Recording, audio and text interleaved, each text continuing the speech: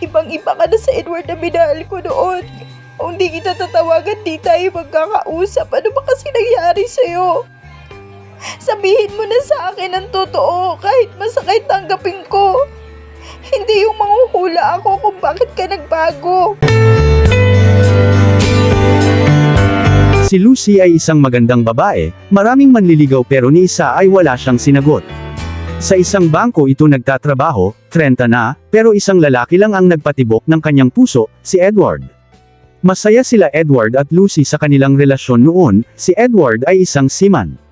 Nung di pa ito sumampa sa barko ay nangako ito kay Lucy na magpapakasal sila pag makaipon na ito, at marami pa silang plano tulad ng pagpapagawa ng bahay para sa bubuoy nilang pamilya. 21 pa lang siya nung naging sila ni Edward, si Edward naman ay 23. 3 taon na ang relasyon nila nung nagtrabaho si Edward, lagi naman silang may komunikasyon at maayos naman ang kanilang relasyon kahit malayo sila sa isa't isa. Ngunit pagdaan ng ilang taon, biglang nagbago ang lahat. Hindi alam ni Lucy kung bakit di na ganun kadalas ang pag-uusap nila, dahil bihira na lang itong tumatawag. Nung una iniintindi niya kasi baka busy ito at may importanteng inasikaso. Pero nagkamali siya, dahil sa isang linggo minsan na lang sila nagkakausap at laging dinadahilan nito ay pagod siya sa trabaho at gusto na niyang magpahinga. Walang nagawa si Lucy kundi tiisin ang lahat kahit namimiss niya na ito. Mas anay kasi siya na araw-araw ito tumatawag sa kanya. Hanggang isang araw di na natiis ni Lucy nung magkausap sila ni Edward. Edward, please. Tapatin mo na kasi ako. May iba ba? Kaya ka nagkakaganyan? Ibang-iba ka na sa Edward na minahal ko noon. Kung di kita tatawagan, di tayo magkakausap. Ano ba kasi nangyari sa'yo? Sabihin mo na sa akin ang totoo, kahit masakit tanggapin ko. Hindi yung manghuhula ako kung bakit ka nagbago. Lucy, sorry pero kasal na ako sa iba. Pagkarinig ni Lucy ng kasal, agad niyang binaba ang telepono at humagulal ito. Sobrang nasaktan siya pero di niya na inalam pa ang dahilan. Tama na ang nalaman niya na wala na si Edward, na di na siya mahal nito dahil nagpakasal sa iba. Pero noon pa man, pinaghandaan na iyon ni Lucy dahil iba talaga ang kutob niya. Pero di siya nagpahalata dahil gusto niya sana na si Edward ang magsabi sa kanya. Akala niya handa na siya, akala niya madali na lang tanggapin ang katotohanan. Pero sa oras na iyon iniyak niya lahat ng sama ng loob, lahat ng hinanakit niya. Matatag na babae si Lucy, working student ito sa tiyahin niya dahil wala na siyang nanay, at ang tatay naman niya ay may ibang asawa na, at wala na itong pakialam sa kanya. Kaya nagsisikap siya para sa sarili niya, para sa magandang kinabukasan sana ng pamilya niya kasama si Edward. Pero hanggang baliktanaw na lang siya sa lahat ng mga pangako nila sa isa't isa. May sakit na ang tiyahin ni Lucy, kaya di niya ito mapagsabihan ng problema niya. May itinuring naman siyang best friend pero nagbago ito nung nakapagtrabaho na. Yung isang pinsan naman niya na anak ng tiyahin niya ay busy din ito sa trabaho lagi. Kaya ang tanging karamay niya ay ang Panginoon. Isinumbong niya lahat ng nararamdaman niya. Dumaan ang maraming buwan, tanggap na ni Lucy na single na siya, di na rin sila nagkausap pa ni Edward, dahil kahit anino ayaw niya na itong makita. May nanliligaw na din sa kanya pero di siya nakipag-date dito, hanggang pagbibigay na lang ng bulaklak ang lalaking di naman niya masyadong kilala. Ipinakilala lang ito nung birthday ng kasamahan niya pati nga pangalan at itsura di niya masyadong natandaan dahil di siya interesado dito. Isang taon na ang nakalipas simula nung wala na si Edward sa buhay ni Lucy. Isang araw na masyal siya sa mall dahil gusto niya lang maglibang at mamimili din ng damit kung may magugustuhan siya. Habang nasa fitting room tinitigan niya ang isang babae dahil parang kilala niya ito pero di siya nakita nito. Lalapitin niya na sana pero nagulat siya dahil kilala niya ang lalaking lumapit sa kanya at pinulupot agad ni Lani ang kamay nito sa katawan ng lalaki.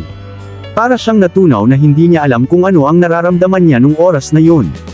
Alam niyang naka-move on na siya kay Edward pero ang hirap tanggapin na dun siya nagpakasal sa itinuring niyang best friend. Di na siya lumapit sa kanila dahil sapat na ang nakita niya. Isang araw habang nag-aabang ng masasakyan si Lucy ay may huminto na sasakyan sa tapat niya at nagulat siya dahil si Edward ang sakay nito. Sakay na, hatid na kita.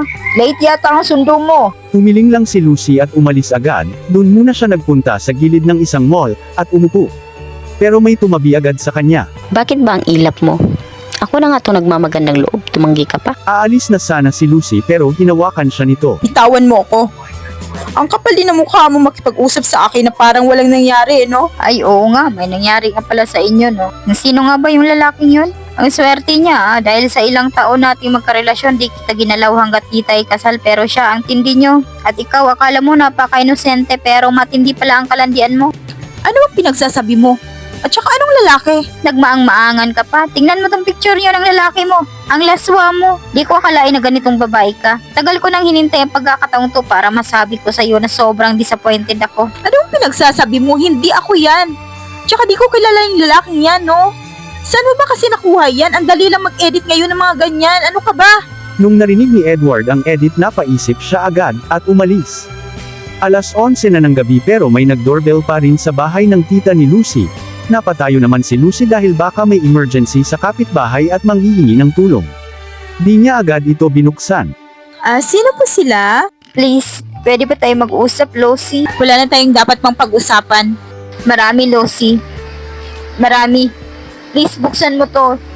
Di ako uuwi hanggat di tayo magkakausap. Kaya walang choice si Lucy binuksan niya ito at pinapasok sa loob kahit umiiyak na ang boses ni Edward, di pa rin nagpapadala sa emosyon si Lucy. Okay, sabihin mo na lahat ng mga sasabihin mo para makaalis ka na pagkatapos. Losi, I'm sorry. Ang tanga-tanga ko. Ang dali kong naniwala. Ang dali kong naloko sa mga sinabi ni Lani tungkol sa'yo dahil alam ko siya ang best friend mo. At ang sabi niya, naawa siya sa akin kaya niya sinabi ang ginawa mong kalukuhan. Sorry talaga, Losi. Ganun ba? Okay, nasabi mo na ba lahat? Pwede ka nang umalis. Losi, kaya din ako tumawag sa'yo kasi lagi akong kinakausap ni Lani. Para daw makalimutan kita. Yung mga nangyaring panluloko mo. Diyos mio, Edward. Ang tagal na natin pero nang dahil lang sa isang taong nagpakita sa'yo ng isang larawan na may lalaki akong kahalikan sa loob ng isang kwarto, naniwala ka kaagad?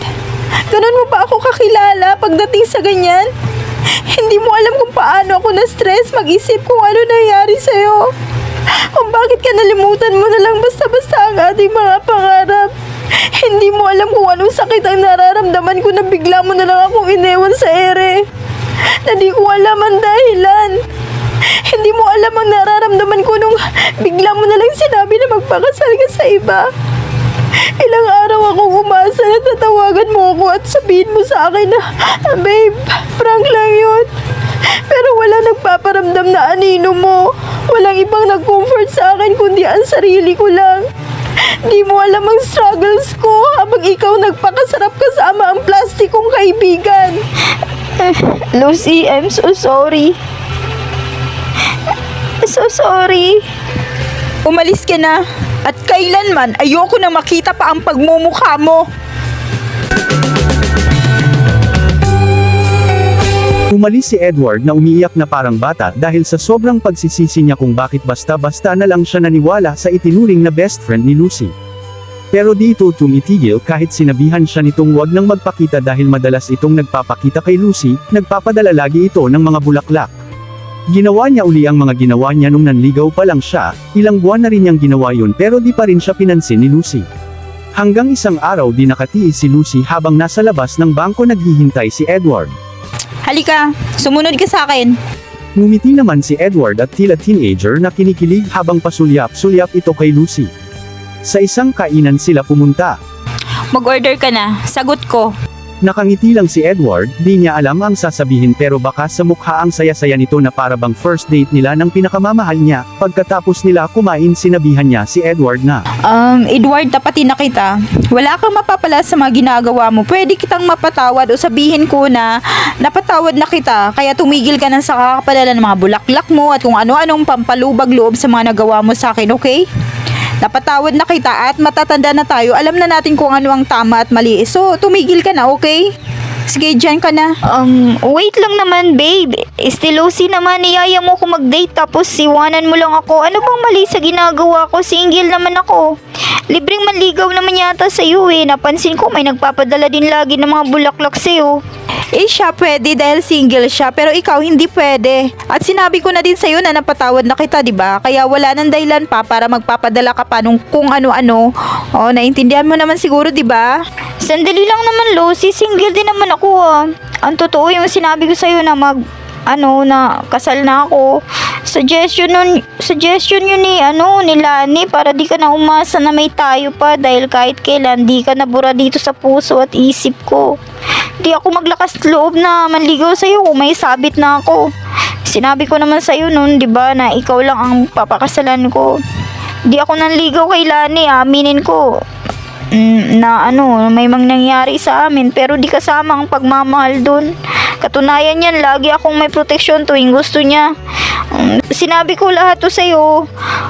Para cleared na ako at wala akong lihim sa'yo para kung sasagutin mo ako. Papakasal na tayo.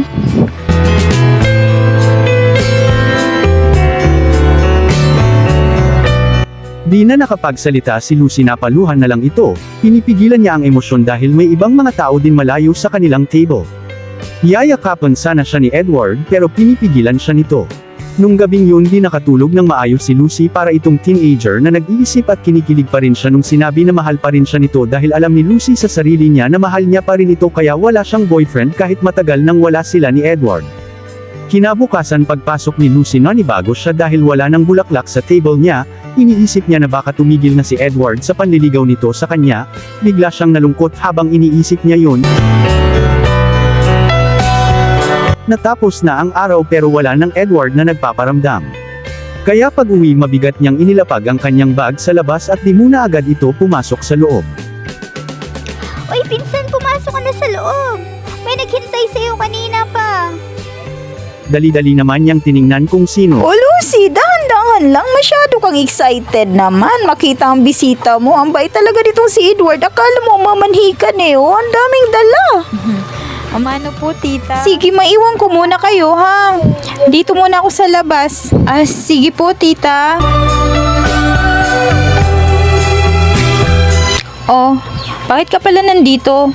Tsaka ano tong mga dala-dala mo? Nagpapalakas ka kay tita, no? Oh, hindi oh. Ang tagal mo. Joke lang. Ang paborito mo pala, ang layo pa ng binilhan ko niyan dahil yan ang pinakagusto mong buko pie, di ba?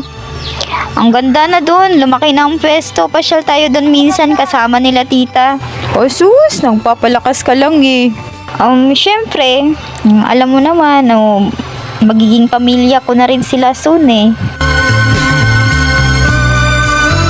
Nakangiti na lang si Lucy, alam na alam pa rin ni Edward kung paano pasayahin si Lucy, kahit di man niya narinig ang oo na sagot nito pero alam niya sa mga kilos nito na okay na sila. At hanggang dito na lang ang ating kwento. Kapag nagustuhan mo, pa-like and subscribe po. Salamat!